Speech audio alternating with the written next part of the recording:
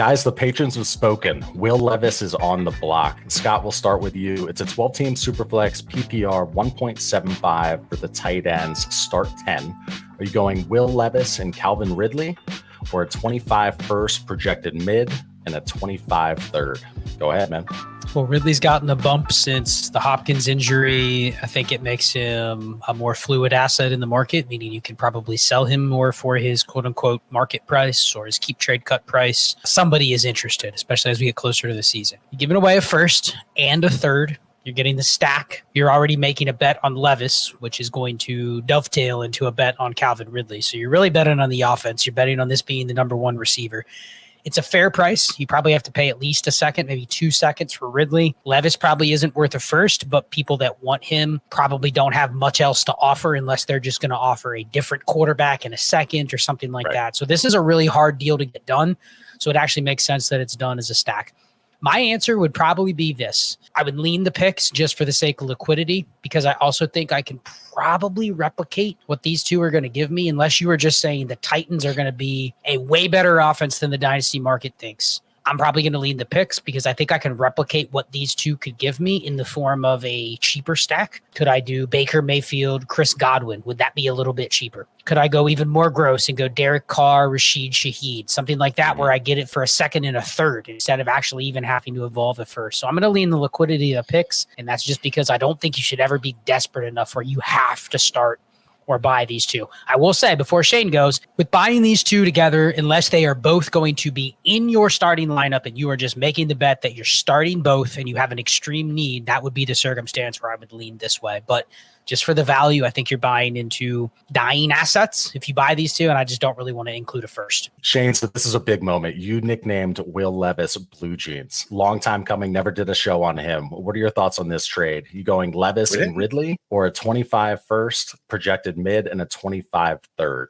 12-team Superflex. First things first, as Scott kept getting lower and lower in the QB and wide receiver range, all I could think about was like Taco Bell meat. How like technically it's meat because it has like 1% meat in it, so they can call it meat. So yes, technically Baker Mayfield is a quarterback and Rashid Shaheed is a wide receiver, but I don't know if they're quality. They're not legitimate street tacos. You know what I'm saying? I'd be more apt to do this if it was start 11. Like Scott said, I need 2 starters.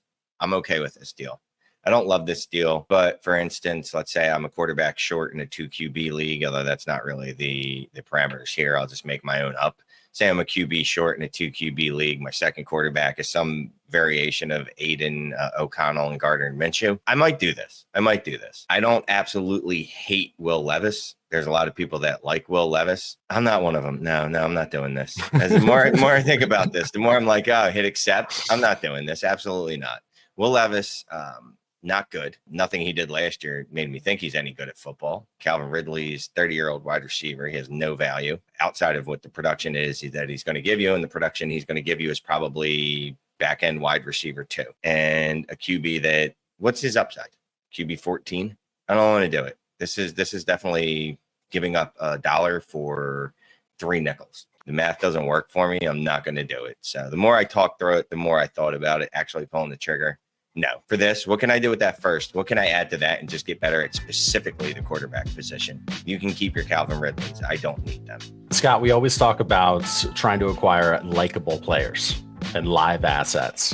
Will Levis checks those boxes. At least he does for me. You can see there's a narrative to where you can see a value spike for him. What are your thoughts? It's interesting because I think coming into the draft, nobody really liked him. And then he fell in the draft. Nobody liked him even more. But then he got opportunity. He wasn't great, but he's actually held the opportunity into another year. They've changed coaches. People like the coaching change. They've added stuff around him. People like that. They've had no inkling to say they're trying to move on from him. Now that can change very quickly, but I think they've done everything you would want if you drafted a quarterback that went in the second round of the NFL draft. You've gotten everything you could have expected and more in terms of a value window. So you got him probably late first, early second. People kind of let him fall because, well, all the other things about him were negative. But then there's this window where you're able to move him for a first. I will say people will turn on him very quickly if it goes bad. Remember Drew Lock? For sure. Was a second rounder. He looked good for a while. And then all of a sudden, halfway through his third year, you're going, This guy belongs nowhere near a starting lineup. So I think it's kind of similar with Will Levis, where if it starts going badly, the coaching change will survive. Will Levis will not. And that is where people will be completely out. Unlike Justin Fields, unlike even Sam Howell or Trey Lance, someone is still in on those guys after they fail. Will Levis, if he fails, it's going to be afterthought. He's worth a third at best. So just beware. It may seem good now, but the perception can flip very quickly. Shane, let's move to this trade. So it's the same format, 12-team Superflex PPR, 1.75 for the tight end, start 10. Are you going Will Levis or Rashad White? I really hate this because by law, I have to take a starting quarterback in a Superflex league. Right? Can you tell me what my quarterback room looks like before this? Let's say you have Kirk Cousins and Trevor Lawrence. Oh, I got 2 solid starters. I don't even need to think about this. The right move is just to take Will Levis, but I'm trading Will Levis for the purposes of being able to trade him later. So it feels like I'm doing a lot of work just to bite my own ass or chase my own tail, whatever they're saying is. I know a lot of people don't like Rashad White. I like Rashad White pretty much for a running back. He's a running back that I like as my RB1. Will Levis is a quarterback. It is a super flex. I don't care. I'm going Rashad White. Whatever. I'm going Rashad White. I don't want Will Levis. Apparently, I still hate this guy. I didn't think I did, but apparently the feelings are still there. Sorry. Scott, 12-team super flex, Levis or Rashad White? The odds I can move one of these assets for something better is probably much higher with Will Levis than it is with Rashad White. He seems like one of those where if you have excess at running back, you'd be happy to do this because maybe Will Levis buys you a different path to something else just because there's probably going to be more scarcity at quarterback than there will be at running back. It does feel like a need-based trade. The person with 3 QBs is probably desperate to get rid of Will Levis. The person that needs a QB would love to do this if they have 4 decent running backs. Like it feels like this deal would never happen because both sides of it are addressing an immediate need and have almost zero regard for the future unless they have extreme conviction on one of these 2 players. Will Levis, you talked about it in the last deal. He could be absolutely worthless, 3rd round rookie pick in a year's time. I mean, in theory, Rashad White could be, but I also think the chances of that happening or the chances between the 2 of them, which one would be less valuable or at least have no value in a year's time? I think it would be Will Levis before Rashad White. Now, again, Will Levis might go out there and tear up the world and make me look like a moron. It wouldn't be the first or the last time, but I'm willing to take that risk. Scott, how high can Will Levis get you in terms of a tier up? He doesn't have tons of juice, but would you want to try to tier up from him to Joe Burrow, let's say? And you would have to add on, a 25 first and a 26 first to get up to him. What are your thoughts on that? Yeah, I was thinking maybe not the Joe Burrow tier because, knock on wood, he's healthy right now. But could you do after 1 week, 1 game, Will Levis wins his opener, throws for 3 touchdowns. Justin Herbert can barely move. Looks like it's going to be a long year for him in LA. Is there a world where a Will Levis and a 26 first gets you to like a Herbert tier? Something's going to have to happen. As it is right now, no. But if it looks like, man, Herbert re-injures his foot or he can't move, the Chargers offense in camp, reportedly, the Chargers offense has been awful. Like if it looks bad, like that's the kind of quote unquote buy low I'm trying to do. If I already have Will Levis, I'm not immediately trying to take both of my firsts to go up to Joe Burrow. That guy get up to Patrick Mahomes, sure, but you're not doing that. Feels like I'm almost better off just betting on Will Levis in that circumstance. And if my team needs a Will Levis to Joe Burrow to be good, am I really a team that should be blowing my 2 future firsts? So I think I wait. If you want to get out of Levis, you're going to have the discipline to get out of him when he has that good game. And then Dak Prescott doesn't look good. And then you tack on to get like, that's the kind of move you make. It's not just add everything to go get not an elite quarterback, but like one that's in that second very good tier. I really don't want to tack on 2 first. So no, I'm actually keeping the Levis side there with hopes I can get a better deal. Very quick answer here, Shane. Will Levis or Justin Fields?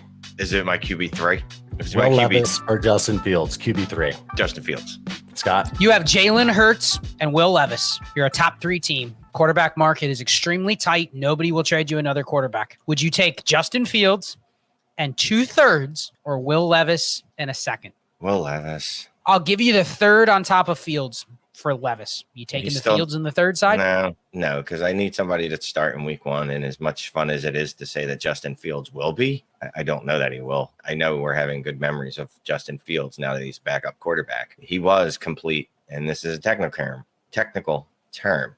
He was complete ass in half the games he played last year. So he was a QB1 in half of his games, but he was absolute trash can-ish in the other half. So last one. I'll give you Sam Darnold and Justin Fields. for Will Levis and a second. Wait, I got to give you a second? Yes, but you get Sam Darnold, and hopefully by time he's dead, Justin Fields is alive, and you get the best of both worlds. Do you want out of Will Levis? I love that.